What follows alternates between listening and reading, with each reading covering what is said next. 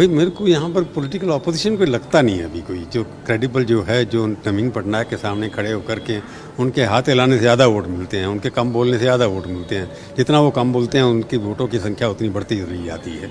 तो एक नवीन पटनायक का जो जादू है, और मैं अभी तक समझ नहीं आया कि क्या जादू है उनका, उस जादू के आगे कोई अभी मेरे को ऑल्टरनेटिव दिखाई नहीं पड़ता।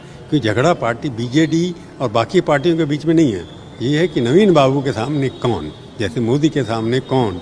तो अपोजिशन के पास कोई नाम नहीं है। उड़ीसा की राजनीति में जब तक नवीन बाबू हैं, जब तक कि उनके सामने कोई अल्टरनेटिव खड़ा नहीं हो जाता, वो एक लंबे कद के आदमी छोटी गाड़ी में चलते हैं और उनकी कम आवाज़ की वजह से ज़्यादा वोट मिलते हैं। उनका काम ज़्यादा शोर मचाता है, वो खुद कम शोर मचाते हैं। तो उस तरह का कोई राजनीतिक नेता और खड़ा नहीं होगा। तो मेरे को लगता अभी यही है कि 2024 में कोई बहुत बड़ा परिवर्तन होगा, ऐसी संभावनाएं आज जहां मैं खड़ा हूं उसके लिए नहीं है। आगे क्या होता है राजनीति में कुछ पता नहीं लगता क्या हो सकता है। तो देखो, जब तक नेता नहीं चाहेगा कोई भी नहीं संभाल सकता, अपने आप तरीका काम करने का होता है। तो मैं आपकी इस बात से सहमत नहीं हूँ कि जब तक नेता, क्योंकि मैं उनको मिलता रहता हूँ, वो बड़े स्पष्ट हैं उनको क्या करना है। क्योंकि कई चीज़ें, आप सरकार है, मुख्यमंत्री हर काम नहीं करेगा, तो इसलिए ये पॉलिटिकल ऑपोजिशन होती है, लोगों की जेलसी होती है।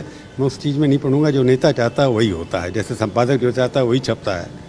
ये आप कहें कि पत्रकार गलत काम कर रहा है, ये वही चला रहा है, तो नहीं होता।